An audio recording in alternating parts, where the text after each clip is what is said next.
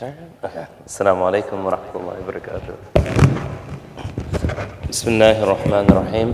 Alhamdulillahi Rabbil Alameen wa salatu wa salam ala ashraf al-anbiya al-mursalin wa ala alihi wa sahbihi ajma'in. Amma ba'd, qala Allah subhanahu wa ta'ala fil Qur'an al-Kareem, innahum fityatun amanu bi rabbihim wa zidnahum huda. Sadaqallahu al-azim. وقال نبينا صلى الله عليه وسلم يا معشر الشباب وصدق رسوله النبي الكريم ونحن على ذلك من الشاكرين من الشاهدين الحمد لله رب العالمين. It's a strange way to begin in terms of a hadith to just mention the first part, but I began that consciously in that way because the topic today, the efforts of the youth. And first of all, we should never look around and think, oh, why is only 1,000 people here or one person here? Why are there 10 people here? Why are there 10,000 people here? Numbers have never made a difference. And if you look, for example, in the life of even our contemporary great individuals, even someone whom we celebrate in the West, like Malcolm X, rahmatullahi alayh, in his jail cell, he didn't have thousands of people sitting there. He was one, Bimbi, as he was affectionately known, spoke with him one-on-one, spoke with him, until Malcolm's heart became transformed. The Sahaba radiallahu anhum, when they sat with the Prophet ﷺ initially, until 5, 6, 7 years after the actual bi'tha, after the revelation, there were less than 40 people who were ever in his gatherings, if all the Muslims ever came together in their entirety. And so we never ever look at numbers. In fact, most of our teachers always look forward to lesser numbers. Umar bin Khattab radiallahu anhu, he mentioned something interesting, that he would trade all of his life, all the good deeds that he had, for a day in the life of Abu Bakr and a night in the life of Abu Bakr radiallahu anhu. What was one of those? One of those was when Abu Bakr radiallahu anhu was able to sit in complete isolation with the Prophet sallallahu alaihi wasallam and gain from him in this trip of the hijrah from Mecca to Medina, that migration. Why? Because that one-on-one attention is extremely key. And so as we're sitting here today, I want us to just think for a moment that Umar radiallahu anhu, who became Muslim at the age of 28, and he was, according to some of the scholars, the 40th Muslim, and prior to him, the majority of the 39 that preceded him, most were youth. Most were young. You had sprinkled amongst them those who were older as well, but the majority were youth. Now we should take into consideration youth is anyone under the age of 40 from the Hijri calendar, but still they're relatively young. When we look at Abdullah bin Mas'ud radiallahu anhu, he was only in his mid to late teens. We look at Ibn Abbas, Ali bin Abi Talib radiallahu anhu was only less than 10 years old. You had individuals who were very, very young. Now, the verse I began with and the part of the hadith that I began with highlights two things. Allah subhanahu wa ta'ala, there's going to be a reality that comes towards the end of time. This reality is the Dajjal. This is the greatest imposter and greatest deceiver that will ever come. It's not only documented within our deen, but in other adyan as well, within the Christian and the Jewish belief. They know that there will be an Antichrist that comes. It's labeled the Antichrist in Western terminology. When he comes, he's going to come with different methods to try to mislead all of the world. Allah subhanahu wa ta'ala had the Prophet sallallahu alayhi wa sallam tell us in Surah Kahf 4 particular stories.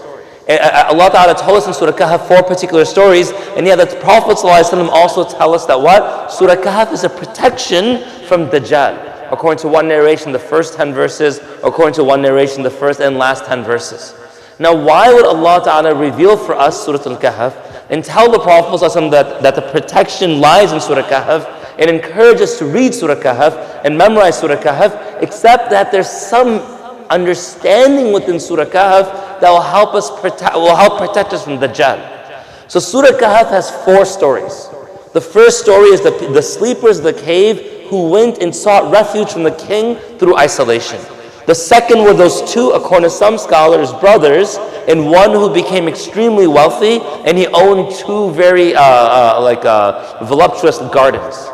The third one is the story of Musa and Khidr alayhi salam radiallahu anhu, and how Musa alayhi salam had to go to him and begin to gain knowledge that he was not gifted with. And the fourth one is the story of Dhul Qarnayn, the righteous king who built the wall to trap Ya'juj and Ma'juj. These 4 stories all have an essential quality. The first story's essential quality is what? Iman, it's faith. And Dajjal is going to attack head on towards faith. He's going to try to manipulate individuals to begin to compromise their faith. The second one is wealth. Dajjal is going to utilize people's love for wealth and his ability by Allah's permission to produce wealth for people to lead them away from Allah. The third thing is the story of knowledge of Musa alayhi salam. In that story of knowledge, Dajjal is going to, one, capitalize on the fact that people will not have knowledge about him. In a narration, the Prophet ﷺ has mentioned that the Dajjal will not come out until he's no longer mentioned upon the pulpit anymore. And I want to ask all of you, tell me the last time you heard a khutbah on Dajjal. It doesn't happen too often. I make it a point a few times a year just to give it. Why? Because we don't want that to happen within our lives. And the fourth one is, and then he will also, so he'll capitalize on our lack of knowledge, and he'll show his seemingly abundant knowledge to try to lead people astray. And finally, power. And Dajjal will be given a lot of strength and power and tricks to be able to fool people. Now the first story is the story of the sleepers of the cave. Now these sleepers, they come in a situation where you have a king. This king called to himself as God and called away from Allah subhanahu wa ta'ala, and he would oppress anyone and harm and torture anyone who would not believe that he is God. These individuals, when the community was being interviewed to see who was going to believe in the king, these individuals refused. So the king gave them an ultimatum. You have one day. Tomorrow they'll be called back and they'll have to now be questioned about their belief. So these individuals who were questioned, they were youth. And what they did was they snuck out of the city, and they didn't know one another. They snuck out towards a further part of the city, and one went there, and after a little while, a second one came, and they were suspicious of one another until they figured out, wait, we're here for the same purpose. And another one came, and they thought maybe this was a spy, and they were suspicious of him, but they realized he's also here for the same purpose. Until there's a difference of opinion on how many individuals came. A handful of individuals had left the king, but they were youth. Now these youth, how does Allah Ta'ala speak about them? نَحْنُ نَقُصُّ عَلَيْكَ إِنَّهُمْ فِتْيَةٌ آمَنُوا بِرَبِّهِمْ وَزِدْنَاهُمْ هُدًى. That these were a group of youth who believed in their Lord. And Allah, what did He do? He began to increase them in guidance. Now why did Allah use youth? He could have used anyone. He could have used the elders. He could have used the politicians, the prominent wealthy individuals, those people whose families were on top of the community. Why youth? Well, to understand this question, we have to look at another story that's also taken within Quran. Allah Ta'ala mentions قُتِلَ أَصْحَابُ الْأُخْدُودِ النَّارِ ذَاتِ الْوَقُودِ إِذْ هُمْ عَلَيْهَا قُعُودٌ. That this قُتِلَ أَصْحَابُ الْأُخْدُودِ, that these people of the trench, they were destroyed. Who are these people of the trench? The people of the trench were a group of individuals whose king used to claim that he is God. He used to claim that he is God. And one day, and he used to have a large share of the world under his power. Some scholars say he was one of only 4 individuals in history who actually ruled the entire world. And one of the reasons was that he had a sorcerer. And this sorcerer was able to utilize his sorcery to convince people to worship the king. So one day, it's in Sahih Muslim, the sorcerer comes to the king. He says, Inni qad kabirtu, that verily I've become old. فَبَعْثْ إِلَيَّ غُلَامًا فَأُعَلِّمُهُ. Send me a youth that is of good acumen and is intelligent, etc., so I may teach him. Now, why a youth? Well, the reason the king wanted and the sorcerer wanted as a youth is, like, let's say, for example, the life expectancy is 100 years. If you send someone who's 70 years old, it's only going to maintain the control of the king for 30 more years. But if you send someone in their teens, what's going to happen? That person has decades upon decades upon decades of healthy life. Then eventually a life with wisdom and influence to begin to bring the community to worship the king. So he said, إِنِّي قَدْ كَبِرْتُ فَبْعَثْ إِلَيَّ غُلَامًا أُعَلِّمُهُ. I want to teach someone, so send me a youth. I will teach him the skill. So the narration mentions that what did he do? They searched and they found a young man. They held like a sort of a type of trial or a test within the city, and they identified this is a person of strength and of knowledge and of acumen, someone who's able to take in a lot and he'll give a lot back to the community in his sorcery. So it begins. The first day he has to leave his home. And this is an honor for the family as well, because now he's studying with royalty. Travel to the king. Reaches the king, is taught the sorcery from the sorcerer. Next day, same thing, same thing, same thing. Step by step by step, what happens is that the king, as sorcerer, is beginning to now convince this youth of what he needs to do to support the king. One day, randomly, as he's walking towards the actual place of learning, what happens is that he sees a type of small makeshift mosque. It's called kanisa, right? So it's actually a church. And this is the time where Christianity was the true religion. And so he goes inside and he sees an elderly man who was worshiping Allah subhanahu wa ta'ala and remembering Allah in a way, it impressed the young boy. So the young boy sat down and began to listen. He said, tell me about what you're doing. So he began to teach him. And then he said, look, I have to go to the sorcerer, but I like what you're saying. And so the old man said, look, you need to keep this a secret. Our king is going to kill anyone who worships Allah. You need to keep this a secret. But why do you come to me on your way to the sorcerer every day? I'll teach you a little. The boy is ecstatic. I'll do this. So he goes to the king. He learns the sorcerer, but he's delayed a little because of that interaction. Next day he's delayed a little. Next day he's delayed a little again. And now the sorcerer is punishing him. He's beating him for being late. But he has to still get his full lesson. Now he goes back home. What happens? His parents are upset that he's late, so they're beating him as well. So now this kid is so frustrated. I'm trying to figure out what's right and wrong. I'm trying to do what's good. I'm not out partying, and I'm getting beaten over here and beaten over here, and I'm not doing anything wrong. So the old man, the Shaykh, he sort of tells him, look, make these excuses, you'll be fine. Anyway, long story short, one day on his way, there's a big commotion. And this kid, he's confused because magic is a very disgusting thing. To have contact through black magic and contact with the jinn, you have to take yourself down a very disgusting path, which I will not mention, but every time you talk about magic, jinn, marriage, or death, or Day of Judgment, all the kids are very excited, but we're not talking about it, okay? So I'm just letting you know right now. Last night we had a bonfire at the masjid where I go, MSI, and it was after Isha, and we're sitting there, and then one kid comes, can you tell me a jinn story? I'm like, I'm not telling you a jinn story. The last thing I need to do after Isha in front of the bonfire is tell you a jinn story, freak you out, and your parents get upset with me. We're not doing this. But anyway, magic is a very disgusting path. Deen is very pure. So he's sort of having this conflict. And in this conflict, he sees this commotion, this internal conflict. He sees this external commotion. There's a beast that is blocking the pathway where people access the markets. So he thinks, this is the day I can figure this out. I know sorcery, so I can maybe do some sorcery upon this animal, or I can take a different route. So he says, I'll take a different route. He picks up a stone, and he asks Allah that if this elder man, this Shaykh who's teaching him, is true, then let the stone be a means of destruction for that beast. He throws it, the beast dies. It hits the beast dies. Everyone is impressed. We couldn't do anything to this animal, and you just through one thing were able to destroy it. Tell us what you did. Tell us how we can be like you. And then he says, Allah did it. I didn't do it, because now he's convinced of Allah. So he's convinced. Allah did it. I didn't do anything. So we see one person comes. I have this skin condition. How cure me? He's like, I can't cure you. But if you become a believer and make dua, Allah will cure you.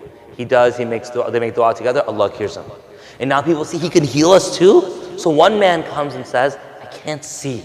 I lost my eyesight a long time ago. Help me, I want you to give me back my vision. I said, I can't do that, but if you believe in Allah, the one who has all power, then He will return back your sight. And so the man accepts the deen, they make dua, they pray, his sight is returned. That man happened to be one of the best friends of the king. So one day he goes to the king's company and he's seeing. And the king says, where did you get the sight back? He said, I asked Allah for it. How did you learn about Allah?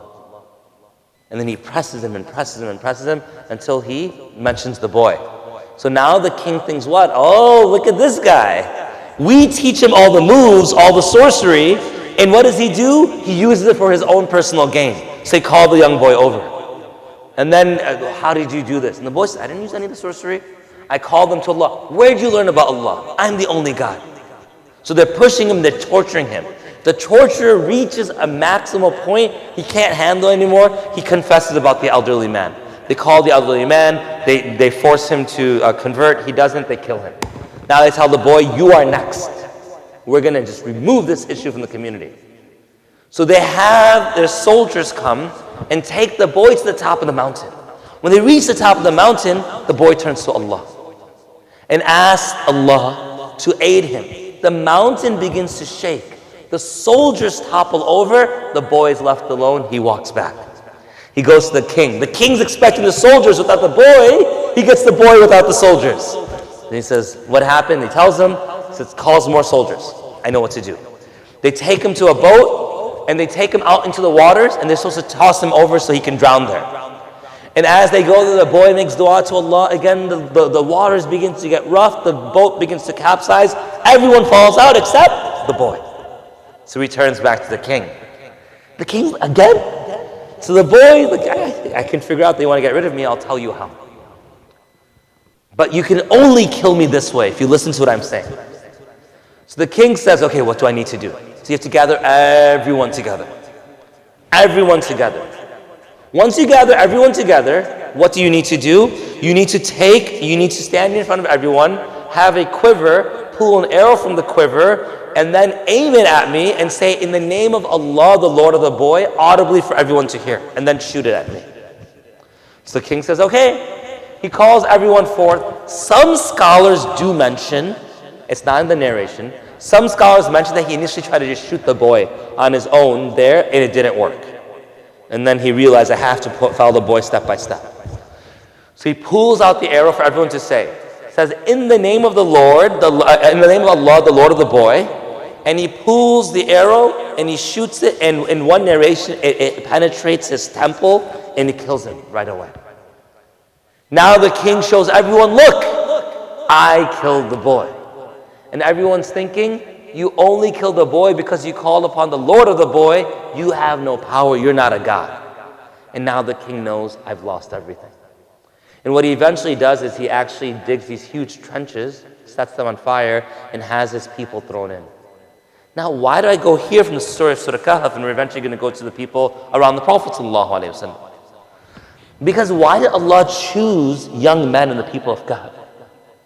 Well, there's a reason for it. If you look at the situation, the boy and the king thought, as an adult, I'm going to offer the boy's family money, and they'll have a high position, and their status will be the right-hand man of the king. No one will ever do what? No one is ever going to be willing to lose that, and so he'll accept. And the family of the boy accepted. But you know, when you're young, you're much more ideal than people like me. I'm 41. Allah's blessed me with 5 kids. Sometimes the ideals that I had when I was 15, 14, 17 are out the window now because a sense of practicality hits. But the ideal nature and the pure nature of those who are younger, they're often able to fight off the outside temptations. So if the king had called a 40-year-old man or 30-year-old man who was newly married, etc., said, I'm going to give you this position, even the man had a sense of discomfort with the magic involved. Many people would have continued. Why? I have a family to feed. I need to support my parents, etc., etc., etc. Whereas youth, they're not bound by all of these things. So what do youth begin to do? They begin to bind to themselves what they want. Why are friends so important to youth, but not as important? They're still important, but not as important to adults. Because they made the conscious decision, I'm going to bind myself and make this my what? What gains my full attention. You look sports. I played sports. I played sports my entire life. I played baseball for 5 years. I wrestled for 3 years. I did hockey for a few years. I did organized sports, and I did on my own, my jiu-jitsu, kickboxing, all that stuff. I did it. But I would never sacrifice like family time for that. But you look at young ones, they'll do it. Why? Because they decided this is important. You have the luxury to decide what's important. When you decide what's important and you make it worthwhile, Okay, let's forget if it's worthwhile or not. When you decide something's important, no matter who's there, it's very hard for them to sway you away. Your parents can tell you, you're not hanging out with your friends today, you have to go to this important function. No, I want to hang out with my friends. No, you have to come. No, I don't want to. If you don't, this didn't happen. No, I really want to go. Why? Because that quote-unquote stubbornness, what is it? It's the sense of a heart that's still pure. See, hearts, the nature of a heart is what? It attaches to things. But those things, the heart can decide to attach to something. This is why the Prophet made the dua, Ya muqallib al-qulub, thabbit qalbi ala dinik. Oh, the one who turns the heart. Because one day the heart wants this, oh, these are awesome shoes. Next day, the next generation Jordans come out. I want those, not these. Even though we're in love with these a moment ago, someone gets this car, or their heart sees another one, now they flip to that one. After a couple of years, they want to get rid of it. The heart's always turning. Youth, because they have less things to determine where their heart turns.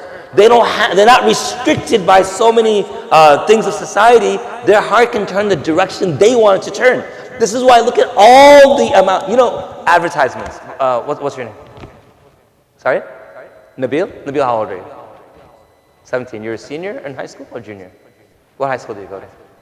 Walter Payne, awesome, cool. It's in Lincoln Park, right? Or in that area. Sorry? Uptown, so right north of Lincoln Park. Cool. So you go to Walter Payne High School. Now, as a student at Walter Payne High School, you're a senior, you said? Have you decided what college you want to go to? So you want to go there. Why? Who said that?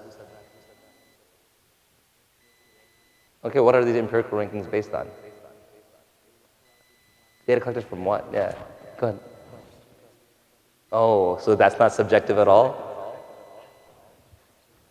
In terms of, okay, so, for example, are the teachers at University of Chicago all graduates of University of Chicago? Well, shouldn't they be if it's the best school around? Okay, so where should they come from? And by the way, I like U of C. I wanted to go U of C, I didn't get in. So I'm not calling it out in any bad way. But my point is that what you decide to be a good school, and it is a great school, by the way. What you decide to be a good school, there's an influence there. If you were on the East Coast, perhaps your vision would not have been locked onto the school. It might have been locked onto one of the Ivy League schools that happen to be on the East Coast. There may have been more influence that begins to pull you in that direction, etc., etc. And may Allah grant you acceptance and tawfiq in what you're doing. So now, there's influence there. The amount of influence, the amount of money pumped in. Are you guys familiar with just this idea of advertisement? Advertising agencies. One of the most important degrees to make that agency run well is what? Nabil, can you guess? I know your name now. No? Well, who's next to you? Daniel, are you his brother? I'm so sorry to hear that. No, I'm joking. So Daniel, how old are you? You're 12, okay. You are in 7th grade? Where do you go to school? Stone Academy? Oh, I had a couple students who transferred from Stone to us. Daniel, can you guess what degree you need to be important in advertising? No? Hamza, can you guess? 8th grade? Marketing? That makes a lot of sense, right? Talha, can you guess? No? Do you know one of the most important degrees is psychology? Why psychology? You're not sitting down, my wife's a psychologist, she's a therapist. You're not sitting down giving therapy to these consumers. Why psychology? Can anyone guess? Tell me why. Yes. If you don't know how they think, you can't influence them. So the amount of money being pumped in advertisements, look at the advertisements that exist today. Are they geared towards the adults or towards younger adults, older youth? Youth and younger adults. Why? Because you're going to drive the economy for decades going forward. I'm 41. I don't know how much longer I have in this world. I'm younger than some, I'm older than some. But my influence is beginning to fade away. You guys who are heavily on social media, who may yourselves become influencers, etc., all of you are an important market for these individuals in advertisement. Because if they can lock into you, they know all of your buying power, your spending power, your earning power, all those things that are beginning to increase within just as degrees and more job opportunities begin to pop up. You have the ability to really alter the world. So they pump in a lot for you. The mistake of this king was he didn't realize that you have to influence before you try to pull him in. He didn't convince him. The old man in this story, what did he do? He convinced him. He sat down with the boy and he spoke to the boy until the boy felt, this is what I want to do. And he agreed, I want to come back. The Prophet ﷺ, his own daughter was under the age of 10. Some scholars say she was around 5 or 4 years old when she became Muslim. Did he force his 5-year-old daughter to become Muslim? No. Fatima, he did not force her. Why? If you force someone, what happens a little while later when that compulsion is gone? A person may leave. Now we have no expectation that Hazrat Fatima radiallahu anha would ever leave. But it was an example for us what? You cannot compel and force. You have to convince. And when you convince the proper arguments with love, with psychology, whatever exists in that whole spectrum of methods, then what happens is that person now comes in full force. The young Sahaba, they were convinced by the Prophet ﷺ. And when they were convinced by the Prophet ﷺ, they had to make a decision. And this is the second part of what I want to go into today. And that decision is, how can I give back to something that I am so indebted to? You know, we talk about Nabil for a moment. Nabil, inshallah, once you graduate and you become extremely successful, my assumption is you're going to be someone who'll be like a donor or someone who'll give back to university in some capacity, right? Is that part of your intention? Maybe? Yes, no, maybe so. It's not a bad thing. It's actually a good thing to give back, right? Because they invested in you so much. They invested in you so much. So, and this is how a lot of these, you know, the names of these halls and universities, named after individuals who struck it big after graduating, and they realized this university gave a lot to me, I want to give back to them. So the Sahaba recognized these young ones that the Prophet gave me so much. Allah gave me so much. How could I give back? And this is the second point I want to give. So the first point is what? That youth have a heavy influence. This is why people strive to try to convince and attract and bring in the youth. You need to recognize that nothing binds you in because you don't have as many responsibilities. So if you can choose in which direction you want to give sort of your oath, your allegiance, your commitment, your stubbornness, whatever the case may be, you will see yourself strive deeply in that direction. And secondly now, how do you do that? Well, the efforts of the youth, which is the topic of this discourse, it's not going to be based upon how many things you can do. Look, in the deen, there were many people named Abdullah. But in hadith studies, when we speak about the Abadila Khamsa, we speak about 5 individual companions who were named Abdullah. Many others had that name. Abdullah bin Umar, Abdullah bin Abbas, Abdullah bin Mas'ud, Abdullah bin Amr ibn al-As, Abdullah bin Zubayr, radiallahu anhum. All 5 were youth. And all 5 were known for something special. Abdullah bin Umar radiallahu anhuma was a great scholar of hadith in Muttabi' al-Sunnah. He used to follow Sunnah very closely. Abdullah bin Mas'ud radiallahu anhu was known for his fiqh, his jurisprudence. Abdullah bin Abbas was known for his tafsir, his ability to explain the Quran. Abdullah ibn al-Amr ibn al-As radiallahu anhu was known for his asceticism, his zuhud, being broken from the dunya, didn't care about the dunya. And Abdullah bin Zubayr radiallahu anhuma was known for his what? His jihad. Does that mean Abdullah bin Zubayr was not a great person who didn't follow the Sunnah? He did. Does Abdullah bin Mas'ud not know his tafsir? No, some scholars felt he even knew more than Abdullah bin Abbas. But this was their niche and they were able to give their all to it. What do we learn from this? Everyone has something that you're good at. And when people rush to become a jack of all trades, they water down their contribution to the community, to the ummah, to their schools, to their family. Whereas if all of us take a step back in our young age and we think, what am I really good at? What is that one thing or those 2 or 3 things that I'm extremely good at? Then I'm going to put my utmost effort, I should say, into this particular avenue, and I'll still continue in the other areas. Abdullah bin Zubayr was the great mujahid, but Abdullah bin Mas'ud also fought in jihad, and he was the one who killed Abu Jahl. But we don't know him for that as much. Why? Because his greatest contribution was in jurisprudence and law. Abdullah bin Abbas radiallahu anhuma was someone who used to go sit with the companions, and he was only 10. By the time the Prophet passed away, he himself was less than 10 years old. At the age of 8, 9, 10, he would travel to different cities. He would sit and learn hadith, and all the kids would say, why don't you come play with us? He said, no, I'm fine doing what I have to do. When he became older and he had this huge status, all the kids now who are older are like, oh, now we see what you were doing. You were taking advantage of your time.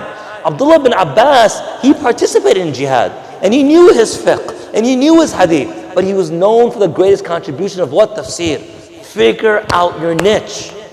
Some people will not be speaking, they'll be donating. I'm a teacher, my salary does not allow me to be a big donor. But that doesn't mean I'm not going to donate something.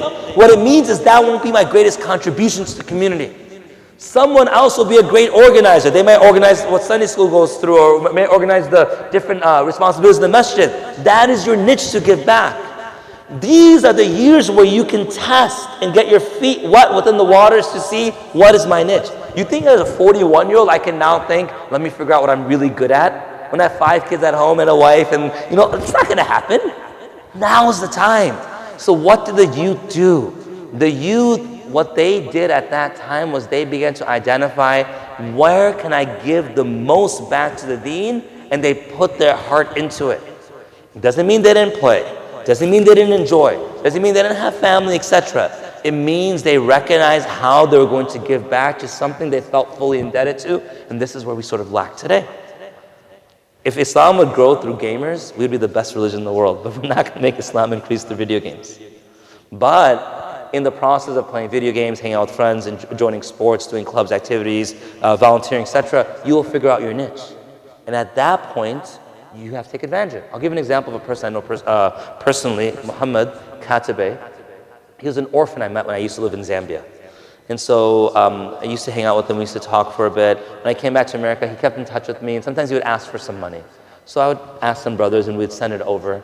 And his father passed away when he was very young. His mom's always been sick, brother's been sick as well. He's been working since before he graduated high school. And one of the things that I noticed about him was that he just always, even though he was so quote-unquote underprivileged, he always looked to see how others can be helped. So eventually we were able to raise enough funds for him to buy a home. Now a home, if you saw the homes in Zambia, you'd cry. Like, I saw the home he sent me that he's going to buy. It was 4 cinder block walls, and there was even grass growing. There was not even a floor. There was even grass growing inside. But eventually they're able to raise a little more and then make it into some of a proper house. What's the first thing this guy does? He brings in 5 orphans from the street to live with them. And I'm thinking, why are you doing this? We're barely able to help you and your family. He says, I don't care, I'll eat less.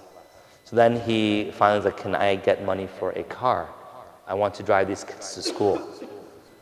I'm thinking, okay, we'll try to raise money for a car. We're able to raise some to get him a car. So he's driving these kids to school. But then I find out what's he doing. He's doing like an Uber type thing at night so he can pay for these kids' food and their clothing. Then he gets 5 more kids. He gets 15 kids into the house. And he starts his own orphanage. It's called Noor House. It's located in Zambia. It's recognized by the US government as well through Brighter Futures USA. But the idea is what? He wanted to be a scholar when he was about to leave high school. And I told him, we'll try to fund you from over here. And he and another brother, whose name I won't mention, also from Zambia, one went and became a scholar, also from a sort of a underprivileged family, and he didn't.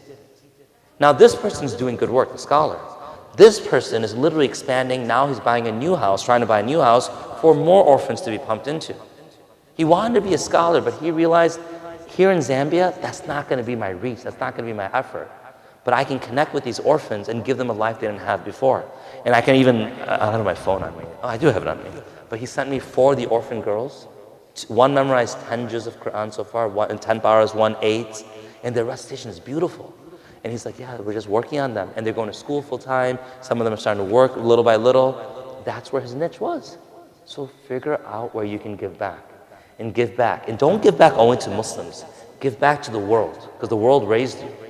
And look within the Muslim community in particular where you can also help. We're not stingy in our giving back. That's never the case. If that was the case, the Prophet would only give deen to Muslims. That would be counterintuitive. He would have invited everyone. Those who didn't have food, he fed them. Those who didn't have deen, he gave them deen, etc., etc. So there's no reason to go on for the full hour. 35 minutes is more than enough. If you have any questions, you can feel free to ask. If not, wa akhir da'wana alhamdulillahi rabbil alameen.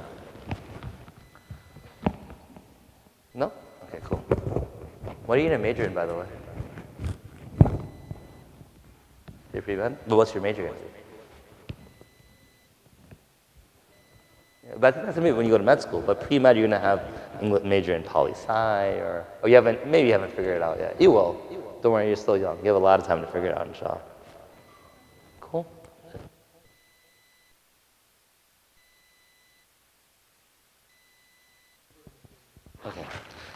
So in the community hall, there's food right now. Please go ahead, partake, enjoy, gain the barakah, feed your stomachs as well, inshallah. سبحان الله وبحمده سبحانك اللهم وبحمدك نشهد ان لا اله الا انت نستغفرك ونتوب اليك بسم الله الرحمن الرحيم والعصر ان الانسان لفي خسر الا الذين امنوا وعملوا الصالحات وتواصوا بالحق وتواصوا بالصبر